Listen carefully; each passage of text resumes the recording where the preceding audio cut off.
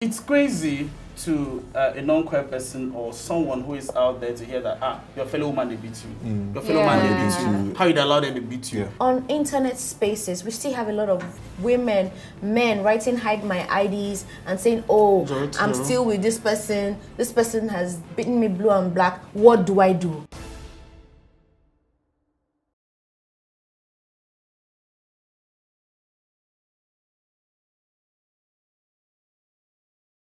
Hi, my name is CJ Bomba. Pronouns are he, him, and I'm here with my guys. Okay, I'm Tammy, pronouns Ide. Liver, she, they. Vincent Desmond, he, him.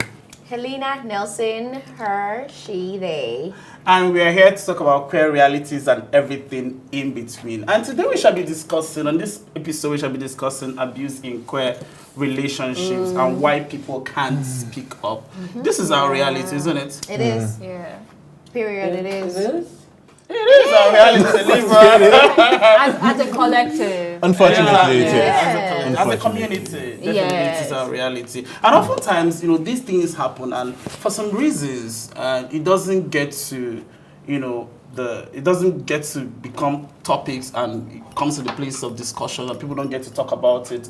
And you can always cite homophobia and the fact that people do not want to be rejected. I mean, you are queer. On top of that queerness, they're still beating you. You're still suffering. You're still going through all manner of things. And I wonder, at one point, should an individual, also a queer person, begin to talk about the abuses that they face in the relationships that they are in? To be honest, I think it's from the beginning. It should always be from the beginning. The moment it happens, people should always talk about it. People should always feel like they can't talk about it. But I think the main thing that's stopping a lot of people from talking about it is they feel like, let's say, imagine now me, and let's say I'm publicly gay, and then I come out and say my partner is abusing me. Everyone assumes, oh wow, this proves what we're saying about queer relationships. These people are bad people. Everybody feels that every bad that happens to any one queer person is a representation on every other queer person. So everybody feels like they have this responsibility to kind of keep our collective image exactly, like, intact, in good view. Nobody wants to be the person that says, oh, because of you, this is why we don't have rights, this is why we don't have rights. The reason why people think we're bad people. You get it? So there's this responsibility that I think a lot of people feel they have. A lot of people feel they have to protect, not just themselves, but the community, like, by keeping silent. And that's, I think, the main issue we're speaking of, to be honest. And I also feel like there's also like a very gray area around it, because a lot of times it's possible that the abuser is not out as queer, because like now once you name your abuser, but naming your abuser means outing them. Yes. And like you now get torn in like ethics. Like it's like, this person did something bad to me, I want to call it out, but I can't out them. I cannot out them. Well, I don't want to out them. Yeah. Like how do I work around it? Yes. So I feel like it makes it very complex for like people in queer relationships to open up about like the abuse that they face. If you look at the whole thing surrounding queerness, and it's crazy to a non-queer person or someone who is out there to hear that your fellow woman they beat you, your fellow man they beat you. How you allow them to beat you? And so there's a lot of shame, and I think this is one of the reasons why people don't speak up. There's so much shame. There's so much, there's so much victim blaming. Yeah. People don't get to talk about this, and I think this is sad. And I think what the thing to do with victim blaming is that when you're queer, your reality is kind of very different, I guess, from those that the straight, the heterosexual reality, which is just straightforward.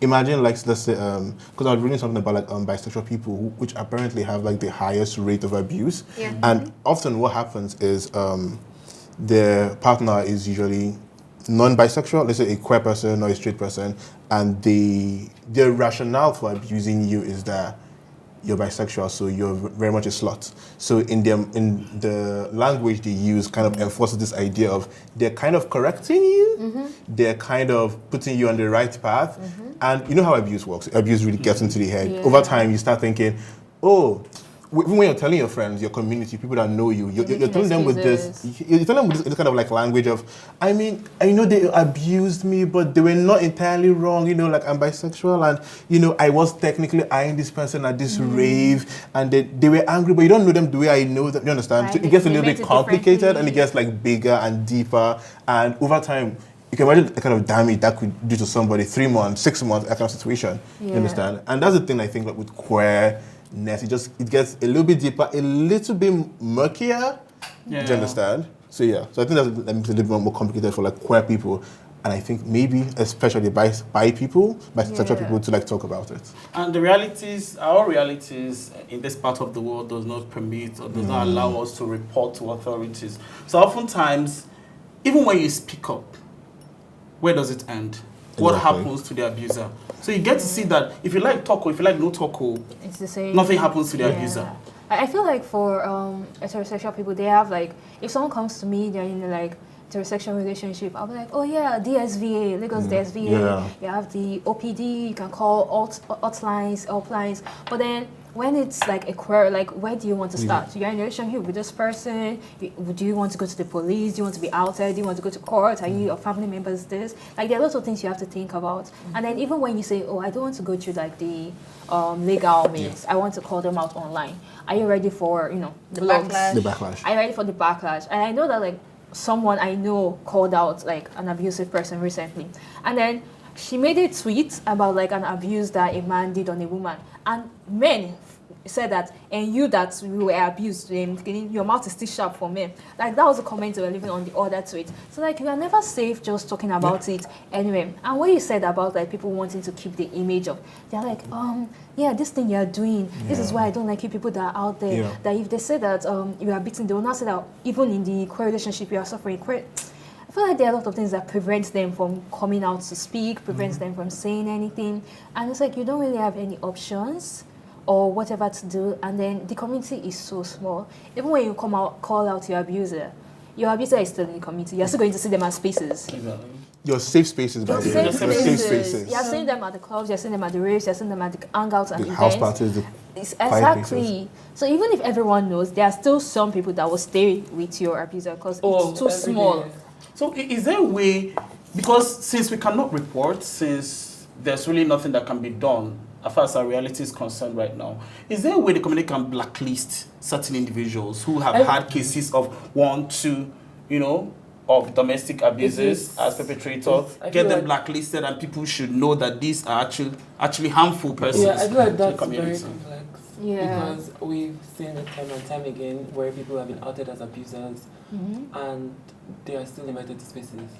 There's I know I'm very vocal about that. I know I'm very like, why are we celebrating someone that was outed for an abuse before? And it's like they just rebrand, Giving they our change their word. image, Barely rebrand. and like the next thing like everyone in the community is like ha he, and I'm like, it's a no for me, right?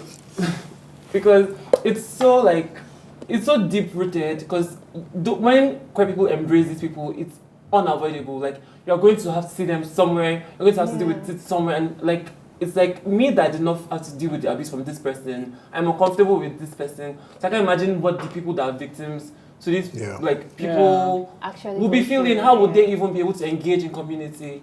I also feel like it's like there's been some provision of like mental help from like NGOs like Tears, where like people who are like who have struggled with abuse can go and like get therapy, because I feel like therapy and like medical help generally is not necessarily readily available for queer people in this part of the world.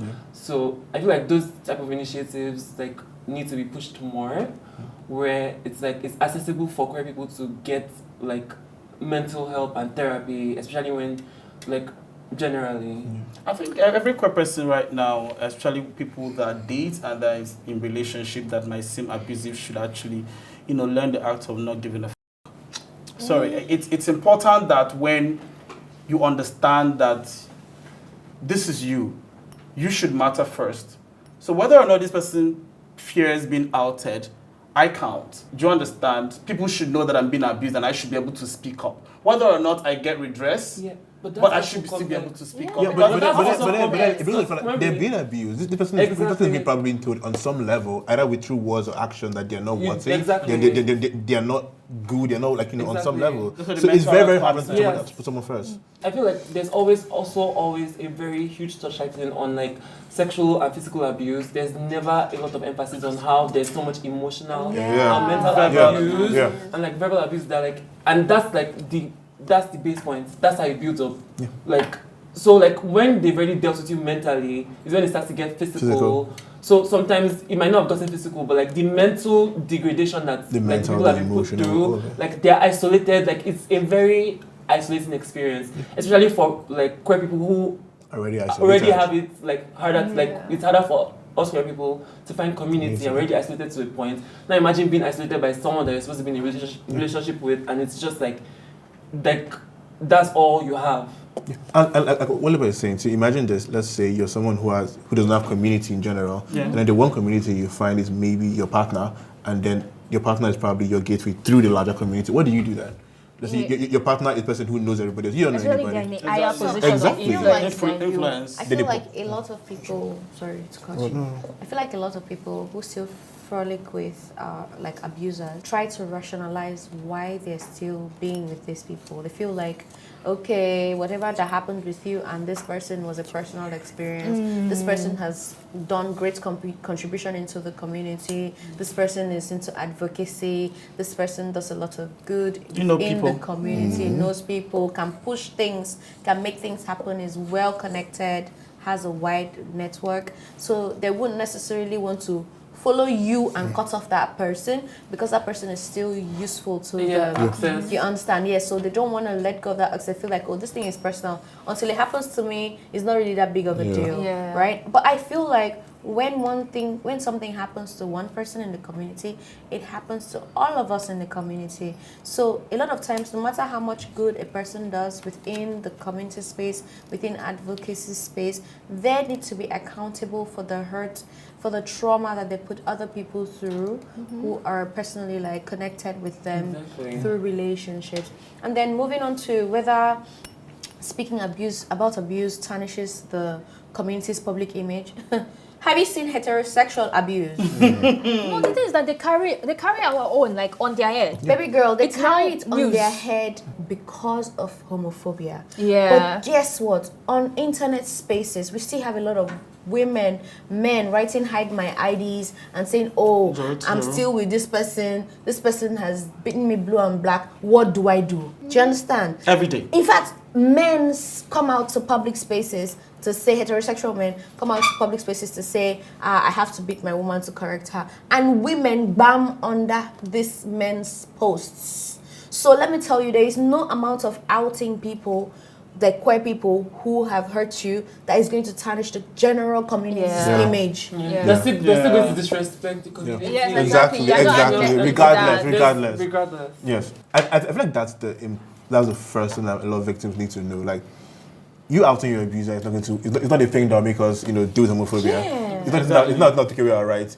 Do it, stand on your truth, and that's your truth. People that will hate on us, will hate on us regardless. They already hate on us. They already hate on us right now. So I don't think you need to worry about that. Oh yeah, I need to mention something because like there's a feeling of like the queer community being a safe space, but it's not generally a safe space. Like it's a space. It's a space. But then people like think like queer people are angels, but like grooming, abuse goes on. I feel like some people that are like just finding community aren't as open to that aspect or like trying to talk about that aspect. So you feel like, oh yeah, it's a woman, and then when she's abusing, you don't really know that it's abuse. You don't want to call it abuse. And then when they are saying safe spaces, they don't really try to check whether the abusers are there because they think it's queer, it's a safe space. They don't really focus on abuse, and especially grooming. It's a big thing, and then you see people getting in relationship with teenagers and asking people, oh yeah, your partner, how that there? 30 something, why?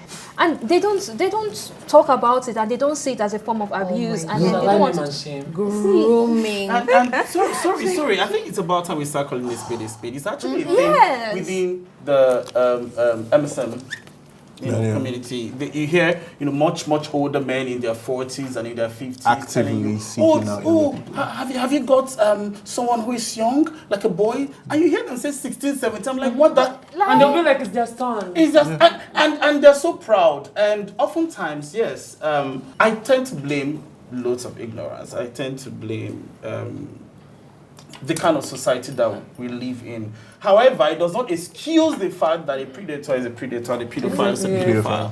Yeah. So I had this experience with someone I knew in the past that kept telling me that, her girlfriend forced her to like get intimate with her. And I was like, how did this girl force you to get intimate? It's like, oh, she's been inviting her to like come visit her in her home. And the few times she went to visit her in her home, she would, be like wear a nightie, try to be seductive. And I said, okay, no problem. I said, okay, no problem. So how old is this chick? This chick is 17. And my ex-friend is going 32. Oh, As God, at then. please. And I'm saying about 5 years ago.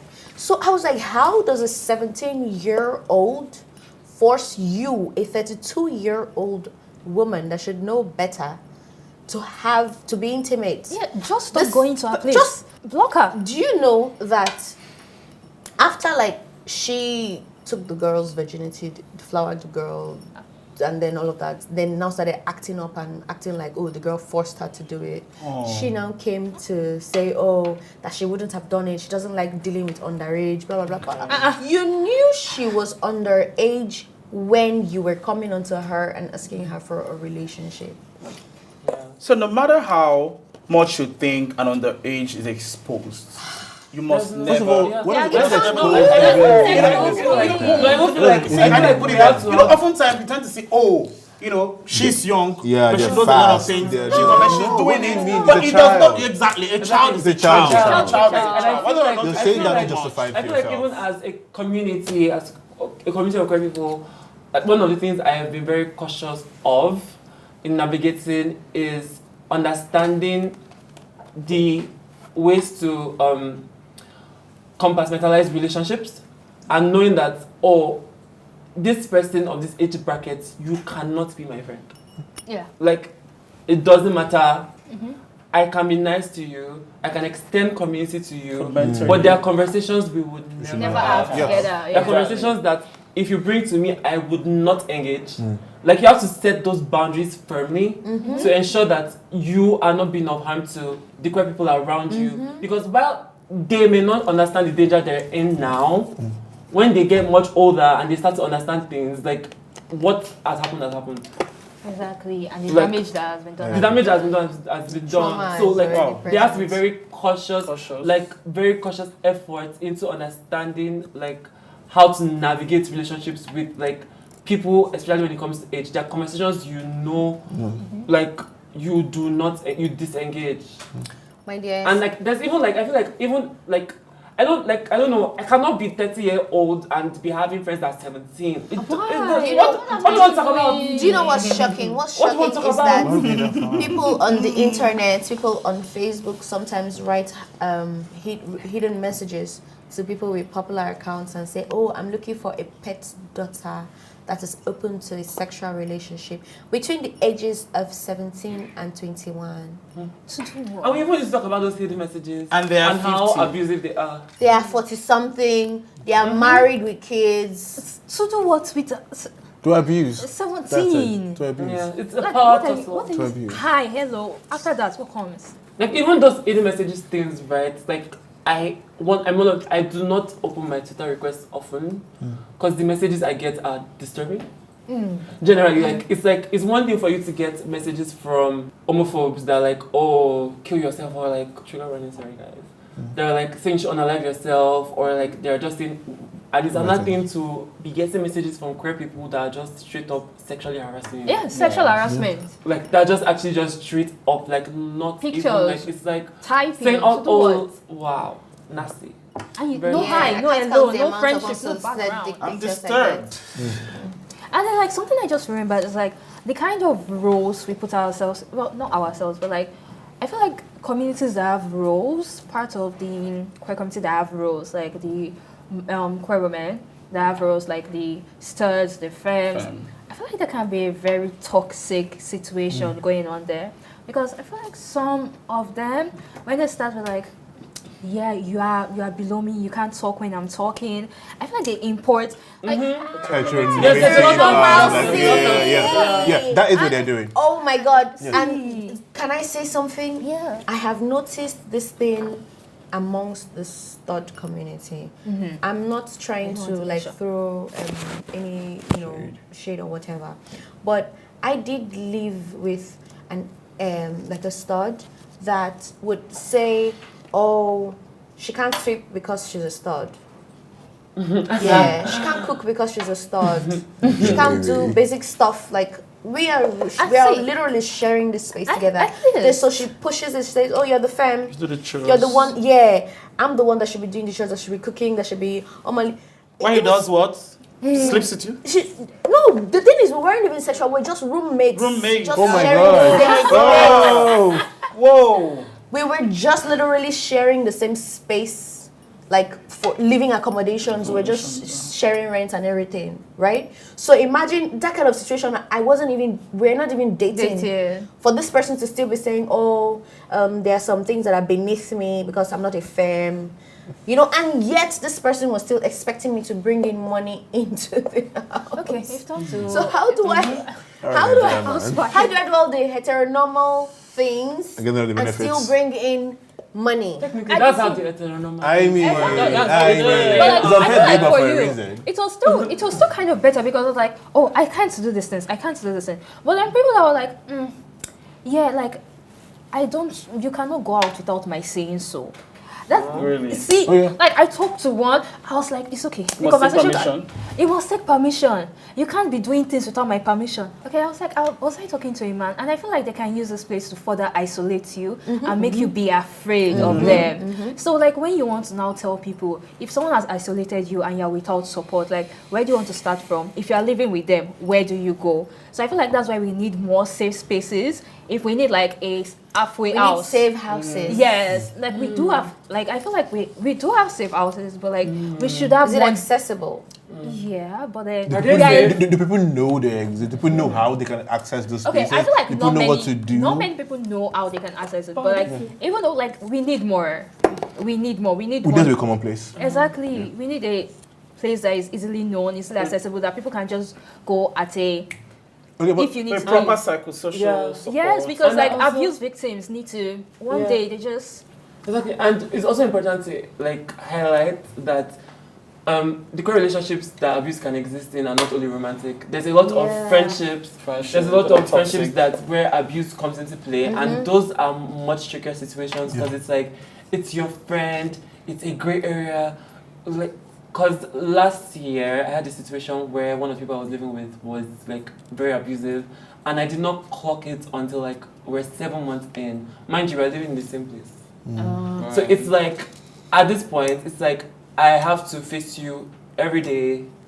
I have to deal with you every day because if I'm going to move out, I need money to move out, and like I could be the codependency that already exists cannot just be easily like uprooted. And like, I feel like those are much more uncomfortable situations where abuse victims do not understand or don't know how to navigate like getting support. And like, I'm grateful to my life because. But I think this is why we have conversations like this a lot more. People need to know that one, this abuse exists. People know what this abuse even looks like. You understand? Yeah. When we keep talking about abuse, don't talk about it just within the context of romantic relationships. That's all we think about. You get so the bells in your head don't really go like ringing when you're visiting your friend. And because for me, I think the situation where this happens a lot more with queer people, maybe queer men, is this mentorship. Not apprentice, but that mentorship thing. So someone will meet you. For someone like me who grew up on the internet, I've been on the internet grew up on since 18, with people knowing me since I was 18. You will find someone who is in their 40s coming to DM you, their 30s coming to DM you, and it's with this leg of friendship or this leg of I'm trying to support exactly. It's this leg of I'm just like help you, just like show you like ropes in the industry. But then when you now hear the full aspect of other people, you realize this person kind of like just rope you into some sort of harem. Do you understand? So people need to actually hear this story. People need to realize what abuse, even abuse, but actually abuse, what abuse looks like in contexts that are not romantic, and what new people, what the strategy for people who come into your life who are abusive, what that can actually really look like. Yes, and even how abuse can exist in our safe spaces. And oftentimes we talk about abuses, and people should. The victim should leave the space, speak about it. We don't talk about a situation whereby the abuser is a benefactor, right? We don't talk about where they get to house this person, they get to feed this person, they get to clothe this person. So when you say they should leave, where are they leaving to? When you say they should speak up, when they speak up, they throw them out on the streets. Lagos State government is going to carry them and throw them where we don't know. And that's the end of their lives. So I think they can be intentional about when they want to leave and if they want to leave. For how long? Tell you, a lot of people prefer to be victims for as long as necessary. And they want to talk about it. No, I'm speaking from experience, like from people that we have tried to get out of these kinds of situations. That's they also want they want to, well, I mean, they want to talk about it. They want to gain pity party, but they don't want to leave because they don't want to leave the comfort that this abuser is providing for them. They don't want to bring the solace. But That's the thing. I think sometimes there really is. That's There actually is sometimes. That's why I said it's really complex, because getting an abuse victim to leave the abuser can be very, very complex. Like, you can be aware that abuse is taking place, you can be aware that you're a victim in that situation, and just trying to take your foot out to leave becomes war.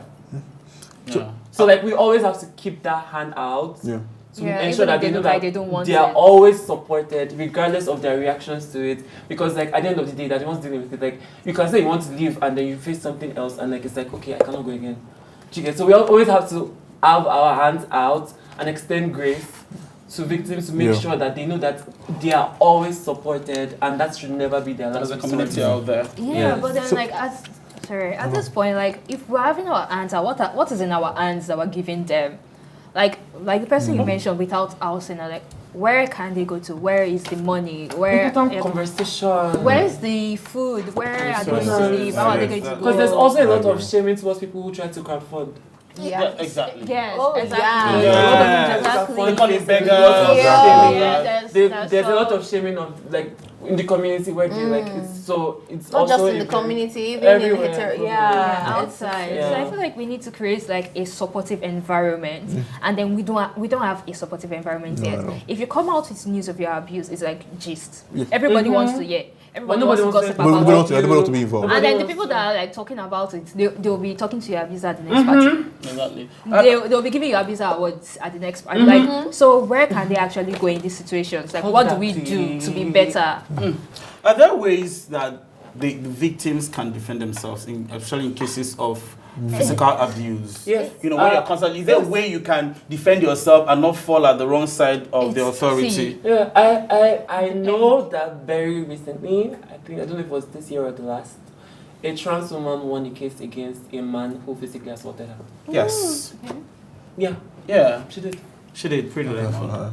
Okay, but like what I said that was without running afoul of the authorities. That's if the authorities, if you win the fighting back and the authorities do not get involved, because at a point you have to choose between, if I want to take this to the authorities, and then am I okay with my name being out there? Like, that's what I'm saying from the beginning. Like, do you want to start saying that, oh, you are queer, you were in an abusive relationship, and then you were physically abused? Is that something you want to come out with? Because it's not only fighting back. Are you ready for the story to spread? I think that's the first step. I think everybody needs to get to a point where they need to be okay with that. I think that's the thing. And I feel like they'll be okay when they know that when the news gets out, it's not that people treat it as just no conversation, no arrest, and no backlash, they're not being shamed. Exactly. No firing from job. Say that no people losing cannot community. really control what the general public Absolutely. in the blogosphere think or say about your situation. I am Instablog's best customer. I'm there every fortnight about one thing or the other. And a lot of times, most of the comments are negative. Because first of all, people loathe you for living life on your terms, for being your authentic self. So the fact that you're doing stuff that they want to do, but they don't have the capacity, maybe because of background, family, parents, or whatever. So they want to project, they want to throw out their bile to you. So they're not exactly like holding space or saying, oh, yeah, we can understand, because they cannot, they can never understand the level of trauma one goes through. Imagine like a couple of years ago, the first person that I dated when I was like still with my first ever relationship with a dude. So when a girl asked me out, and I told him that the girl asked me out, He tried to beat me to correct the fact that I was attracted. Yes, to a I read girl. that story. You wrote it. Yeah, Yes. and it was terrible. Sorry. It was terrible. So in that case, the only person I could report to then was my pastor's wife because we were close. She was supposed to be an ally, but then the next Sunday she used my story for Oh my god. Oh God. Oh my god. preaching, in church. So first thing, I feel like the community, we need to really get past our biases. Yeah, Our biases absolutely. of biphobia, transphobia, Yeah, of, absolutely. the fact that maybe this person is not my tribe, or this person is not a stud, this person is not a femme. We need to Absolutely. get past No all our respect, personal feelings and just be humane enough to create safe spaces whereby if somebody is bold enough to speak out and say, yo, this thing happened to me, we just try within ourselves. Like, I know that there's always a queer lawyer somewhere. I know there's always a queer doctor somewhere. Like, 2 years ago, a girl was brutally raped because she was queer. And I had to find a queer doctor to facilitate the case because no other doctor was willing to take it up because, first of all, she's queer. She can't, they can't start saying, oh, we're trying to find a way to prove that this thing happened so that we can go to the court of law. You understand? So if within the queer community we get past our biases and then we find key people in different parastatals in life, like health, legal, religious, whatever, we find them and we are able to connect some of these victims to these key people that can help them with their level of connection.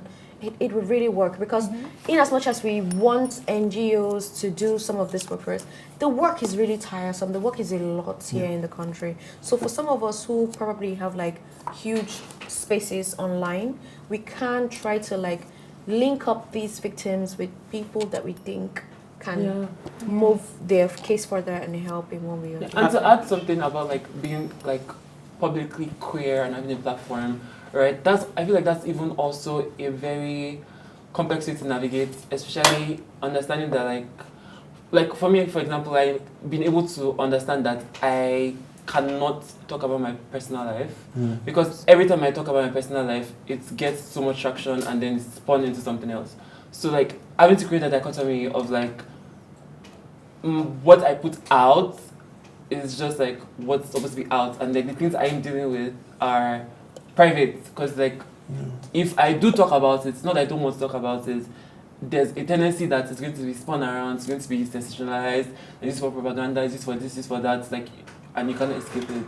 And that's like a very hard position to be in. Yeah. So I kind of want to say, as someone who thinks he has a huge platform, but just like also as a very queer platform, my platform is very much built on the fact that I share my life.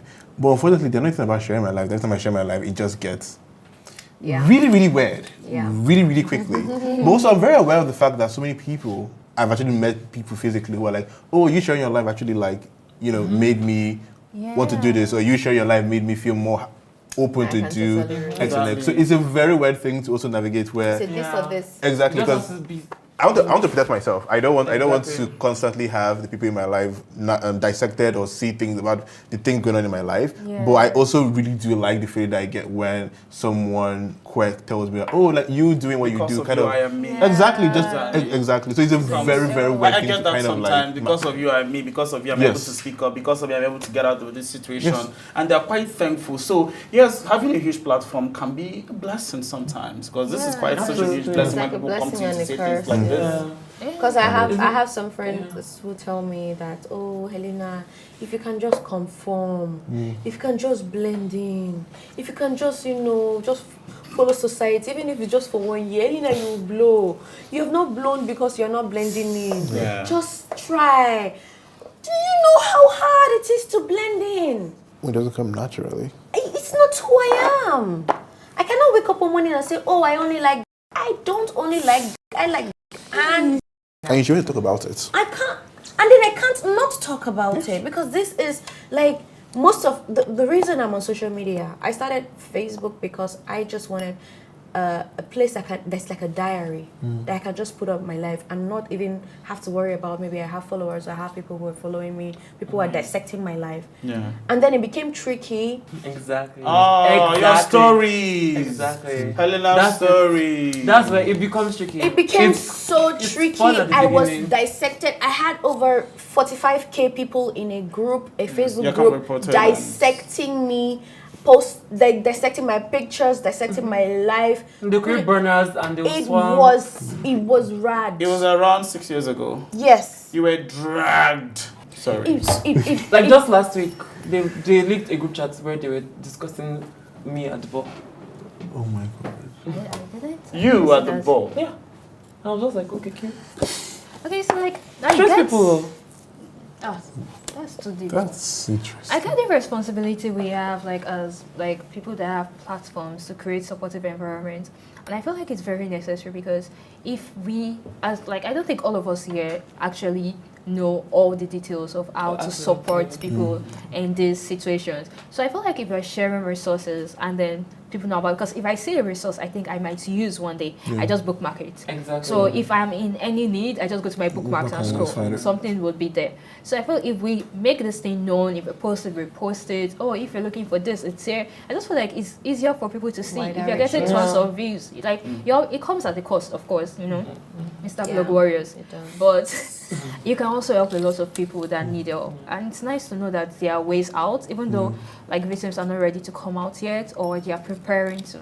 It's nice to know like they have support when they need to. So I think it's also important for NGOs and CBOs, because I will keep mentioning this because these are community gatekeepers to sort of train individuals that are not exactly counselors or psychologists or authorities, but people who can be there in cases of emergency. And they can also be removed from like they need to be removed from association within the community.